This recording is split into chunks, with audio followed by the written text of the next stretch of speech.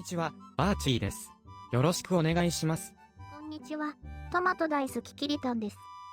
よろしくお願いします。今回は、アズールのゲームデザインについて話します。戦略を考える上で、アズールとは、どのようなゲームか、デザインから見ていくんですね。アズールの特徴として、タイルの配置がランダムというのがあります。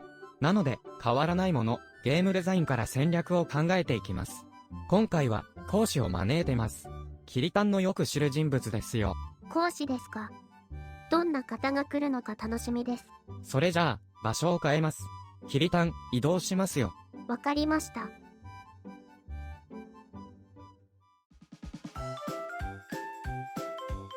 バーチーさん、到着しました。それではキリタン、席についてください。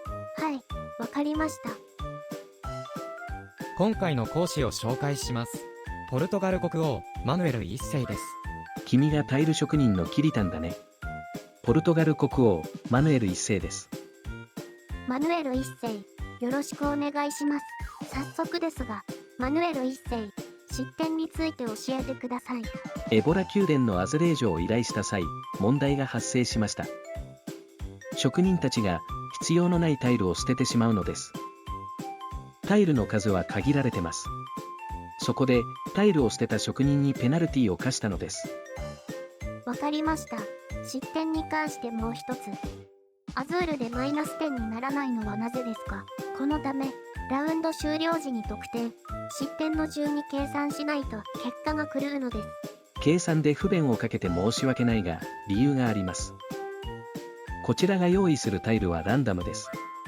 職人に必要なタイルを提供できるわけではありません。不必要なタイルが出てしまう。マイナス点だと、職人がなかなかアズレージュを完成させないのです。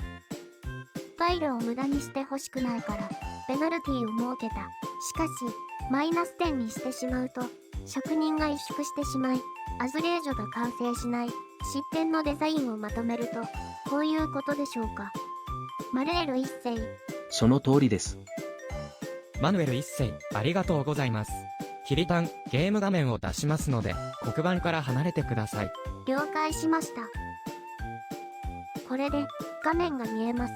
失点のデザイン、得失点計算で、マイナスにならないというのが大切です。これは、第1ラウンドの立ち回りに関係します。2行目に置くタイルが3枚以上のタイルしかない、置くと失点する。そのような場合でも、図案ラインの完成を目指してください。失点を恐れず、タイルを完成させて壁に置ければいいんですね。その通りです。壁にタイルがあれば、それと繋いで得点を伸ばせます。第1ラウンドでは、壁にタイルがないので、あまり得点が伸びないのです。バーチーさん、アズールは得点を競うわけですよね。第1ラウンドは、得点が伸びにくいのは分かりました。ならば、最大で、どのくらい点差が開くのでしょうか。確かに、あまり差が開くと、第2ラウンド以降で逆転できないと思うかもしれません。結論から言えば、得点差は、理論値で15点です。これは、まずありえませんね。15点差、確かにありえないですね。第1ラウンドだけで15点取る場合は、縦につながるようにタイルを集めること。例えば、壁の右から4列目をすべて揃える場合、1行目大々1、2行目青、2、3行目白3、4行目黒4、5行目赤5を集めないと。その通りです。1ラウンドでタイルは20枚。つまり、自分と相手で約10枚ずつ。自分に都合の良いタイルが15枚集まるわけではありません。現実的なのは、1行目から3行目を完成させて6点ってところですね。1行目大々1、2行目青に、3行目白3を集めればいいですね。最大で6点差なら、第2ラウンド以降で逆転できそうです。第1ラウンドの立ち回りはここまでにして、失点に関しては他にもあります。失点ラインに注目してください。1ラウンドにつき、失点は最大で14点です。これは最終ラウンドで重要になります。アズールは得点差で勝敗が決まりますね。なるほど。最終ラウンドまでに得点差が14点以上あれば、ほぼ勝てるんですね。ボーナス点もあるので、そう単純ではないですけど、参考にしてください。私としては、あまりタイルを捨ててほしくないけれどね。マヌエル一世、ラウンドが進むにつれ壁が埋まっていくんだから、タイルが置けなくて捨てるのは仕方ないです。キリタンの言う通りだね。これは仕方ない。マヌエル一世、次はスタプレについてお願いします。先行の職人は先んじて好きなタイルを選べるから、後攻の職人から不満が出ました。そこでスタプレを床に置いて、最初に床からタイルを取った職人に対しスタプレを渡して、次のラウンドでは先行できるようにしたのです。確かに、先行の職人は皿からしかタイルを取れない。そして後攻は床に落ちたタイルを取れるんですね。でもマヌエル一世、スタプレが失点はひどくないですか？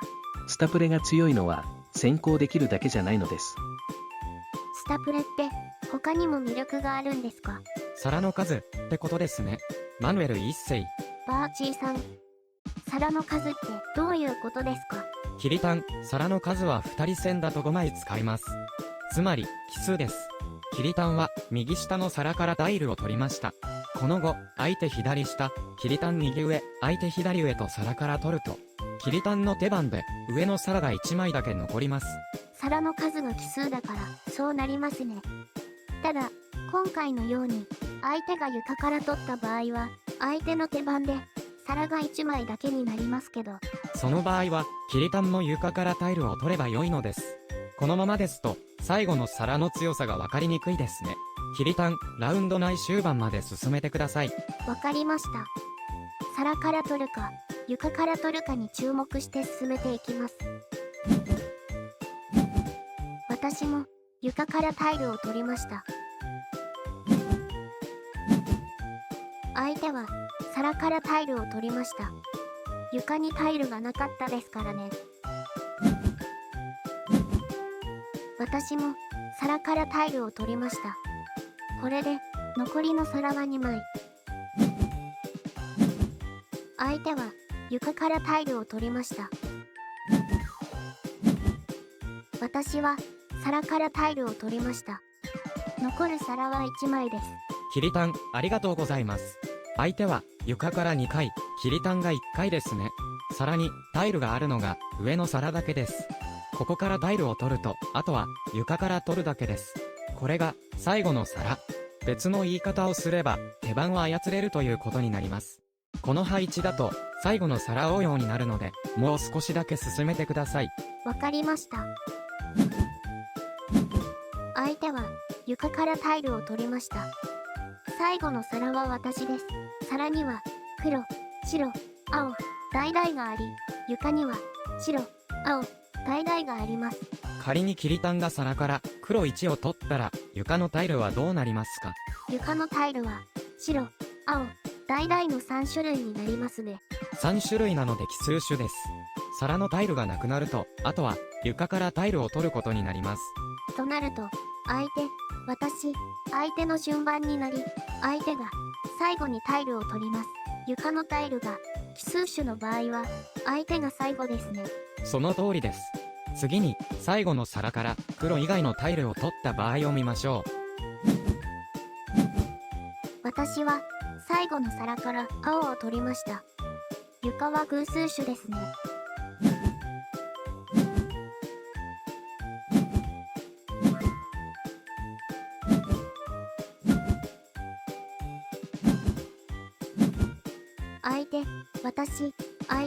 私の順番で、最後に私がタイルを取りました。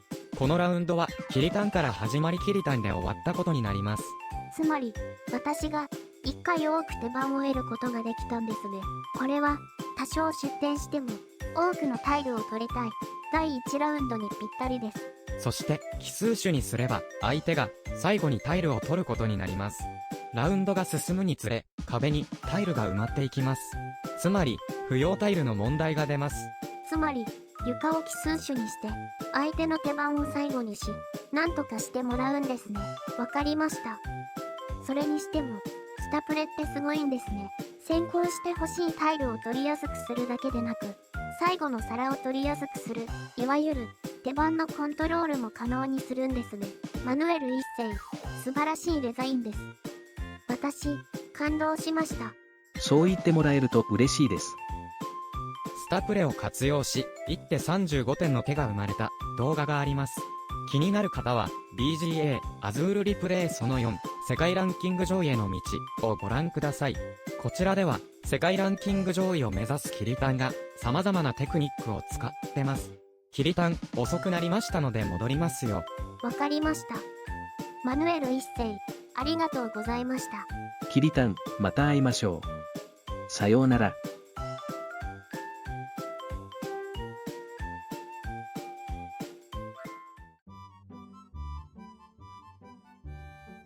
キリタン、ゲームデザインはどうでしたか？失点、スタプレのデザインを学ぶことができて、戦略を考える上での参考になりました。他にも、ボーナス点のデザインもあるし、何より重要なことがある。そして、それこそが、アズールが世界中で愛されている理由だと思います。わかりました。次回もゲームデザインの話ですね。次回も、マヌエル一世を講師として招きます。これからも、アズール上達に役立つ情報を提供していきます。